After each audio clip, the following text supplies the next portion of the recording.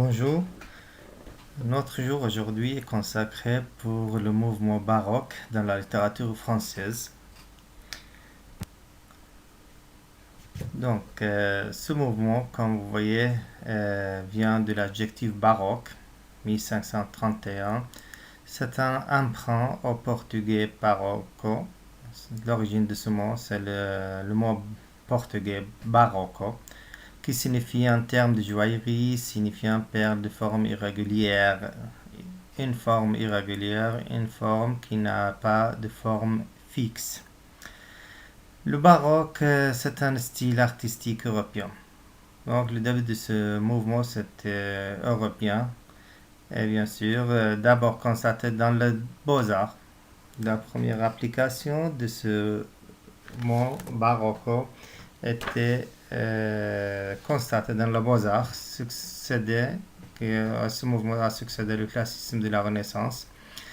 Ce qu'il y a, c'est pas de contradiction, mais ce qui distingue ce mouvement de la Renaissance ou du classicisme de la Renaissance, c'est que ce mouvement valorise l'imagination, la fantaisie, l'invention et la recherche de contrastes. Ces thèmes, l'imagination, la fantaisie, l'invention et la recherche de contrastes, ont eu une place considérable et efficace dans le mouvement baroque.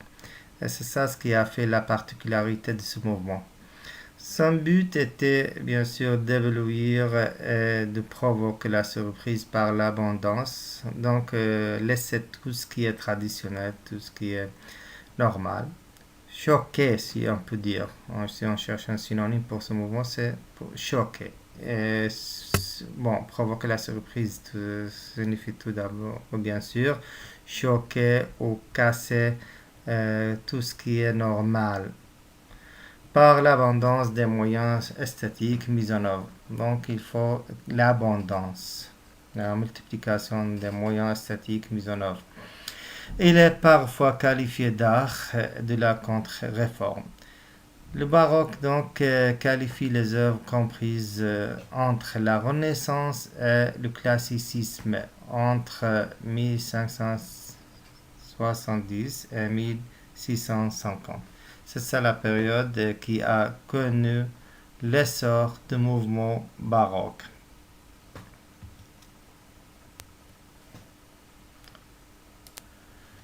Nous venons maintenant à une personne très importante.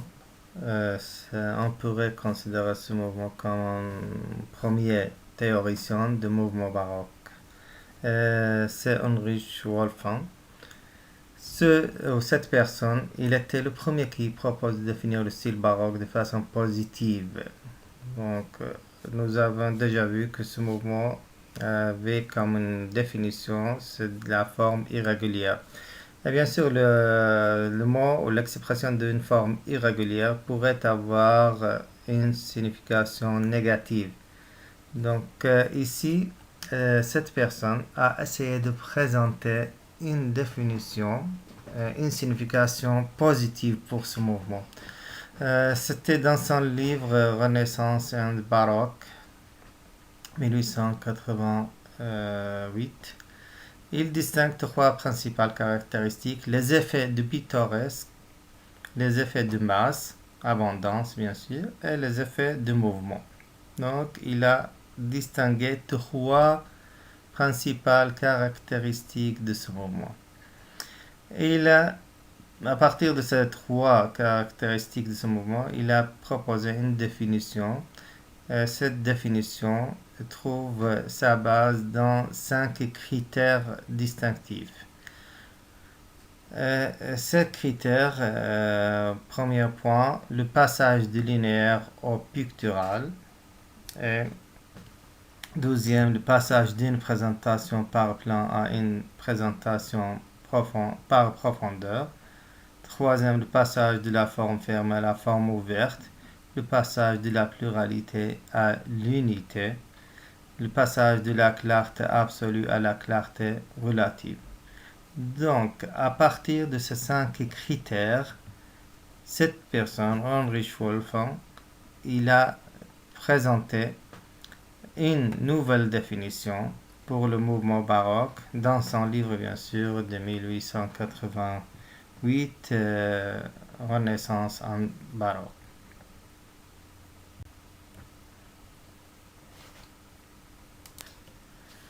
Nous venons maintenant pour un thème important qui concerne ce mouvement toujours. Ce thème concerne la signification du mouvement baroque comme une façon de voir la vie. Bien sûr, ce mouvement était, comme c'est le cas d'autres mouvements, il y a plusieurs buts pour la création de chaque mouvement. Et parmi ces buts, pour le mouvement baroque, on pourrait voir une idée principale qui concerne ce mouvement, c'est une façon de voir la vie. Bien sûr, une façon autre que le mouvement qui ont précédé ce mouvement. Donc, parmi les contextes et les enjeux de ce mouvement, on pouvait voir dans ce mouvement, comme nous avons déjà dit, une façon de voir la vie et de la représenter. Donc, reproduire. C'est pas seulement voir, mais reproduire ou représenter la vie. Avec bien sûr de nouvelles idées, de nouvelles formes, et toujours, comme nous avons déjà dit, de casser tout ce qui est traditionnel dans les arts ou dans le domaine littéraire ou les autres domaines aussi. La littérature baroque cherche à saisir l'homme de son temps, qui se veut un être d'excès et de métamorphose. Dans l'Europe du dernier quart du XVIe siècle, c'est ça l'important parce que si on remarque, chaque mouvement ou chaque courant littéraire vient toujours avec des circonstances différentes de l'autre ou des autres mouvements. C'est toujours il y a des circonstances qui causent la création ou la naissance d'un mouvement. Et ici, si on passe pour le XVIe siècle, il y avait beaucoup de problèmes. Bien sûr, on passe avec les guerres religieuses, les guerres dans plusieurs pays d'Europe. Et ici, dans l'Europe, surtout le dernier quart du XVIe siècle, c'était très bouleversé par les guerres religieuses. Donc l'apparition de mentalités nouvelles fonde une esthétique qui, tout en continuant à se réclamer d'une tradition antique, engendre des formes et des styles nouveaux destinés à impressionner la sensibilité du lecteur ou de l'auditeur. Donc, on pourrait considérer ce mouvement comme une réaction contre, les circonstances de vie en Europe du XVIe siècle. Ici, nous avons choisi un poème de Marc-Antoine Girard de Saint-Amand.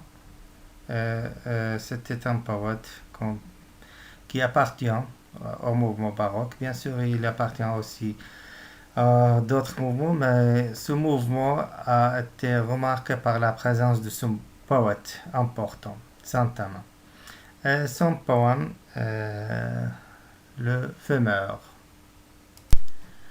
Donc, avec ce poème, ou ce sonnet, assis sur un fagot, une pipe à la main, ce sonnet de 4 strophes, nous voyons que avec la première strophe, assis sur un fagot, une pipe à la main, tristement accoudé contre une cheminée, les yeux fixés vers terre et l'âme mutinée, je songe aux cruautés de mon sort inhumain.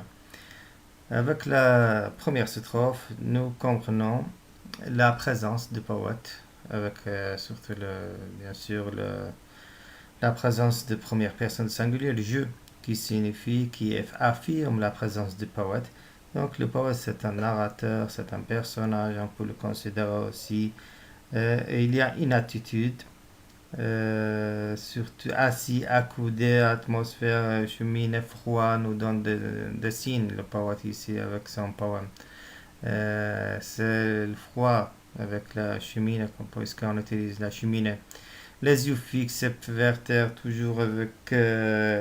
Ça pourrait donner des signes de déception à travers ce poème. Une ambiguïté, bien sûr, un désespoir. On peut dire avec l'âme mutinée, il y a l'esprit rêve. Pour la troisième strophe, la quatrième strophe. Mais à peine cette herbe est-elle mise en cendre, comme mon premier état, il me convient descendre et passer mes nuits à redire souvent. Non, je ne trouve point beaucoup de différence de prendre du tabac à vivre d'espérance, car l'un n'est que fumée et l'autre n'est que vent. Ici, nous avons comme une opposition des antithèses. Il y a la fugacité du temps, la fuite de temps qui va, puisque le temps de prendre ou de fumer, mise en cendre, quand on me prend bien retard, il me convient de descendre et passer mes nuits à redire souvent. C'est comme l'idée qui était déjà proclamée dans la deuxième strophe, avec l'espoir qui essaie de prendre ou de gagner du temps. Ici, le poète explique son état. Il dit à la dernière strophe, non, je ne trouve pas beaucoup de différence de prendre du tabac à vivre d'espérance, car l'un n'a que fumer et l'autre n'a que vent. Donc il n'y a pas toujours euh, d'espoir. C'est toujours le désespoir qui règne l'esprit de ce poète. Et l'espoir l'a quitté n'est que vent. Mais à la fin, la dernière idée, dans le dernier vers de la dernière strophe, l'autre n'est que vent. Ici, c'est l'espoir qui n'est que vent, comme la fumée.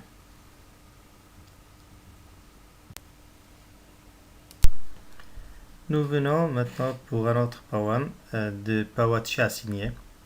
Ce poème mélancolique qui représente un exemple de poésie baroque et apologétique.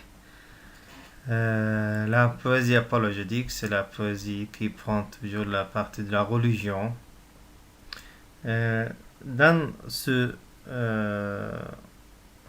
poème, nous voyons les idées noires, les idées mélancoliques qui règnent, qui dominent l'esprit du poète. Mortel pense qu'elle est dessus la couverture d'un charnier mortuaire, d'un encore mangé de verre, décharné, d'énervé, où les os découverts, de poulpes, de nouets, délaissent leur jointure. Ici l'une des mains tombe de nourriture, les yeux d'autre côté détournés à l'envers, se distillent angulaires et les muscles divers servent vers goulous d'ordinaire pâture. Donc, avec l'idée de la première et la deuxième strophe, nous remarquons l'idée très mélancolique du poète. Bien sûr, mortel, déjà, il parle avec les gens. C'est une invitation à méditer. Ce poème, donc, c'est destiné aux mortels. Il faut imaginer ce qu'on ne voit pas. Il faut regarder ou imaginer ce que vous ne voyez pas. Dans charnier mortuaire ou charnier, c'est le lieu où l'on déposait les ossements des morts. Donc, où il y a les ossements des morts dans ce lieu. Dans une description très misérable, affreuse, il décrit l'état du corps qui, après la mort, décharné, d'énerve, les os découverts, de poulpe, de noueux. Donc, tout ce qu'il y a dans ce poème affirme ou confirme l'idée mélancolique du poète. Ici, l'une des mains tombe de pourriture, bien sûr, après, avec le temps, le corps perd sa compétence d'être bien fixe et solide, parce que ce n'est que cadavre. Pour ce corps ou ce cadavre ne sera ou ne servira qu'au ver. Donc le vers qui dévoreront ce corps pour l'idée qui a été représentée par le poète dans ce poème. Pour la troisième ou la quatrième vers aussi, le ventre déchiré, cornant de pointeur, toujours une description pour le corps humain, le corps de la personne morte, bien sûr.